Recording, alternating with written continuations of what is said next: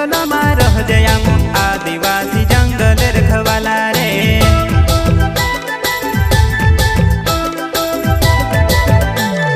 चल जंगल जमीन काज पूजे रे आदिवासी दुनिया ने रखवाला रे।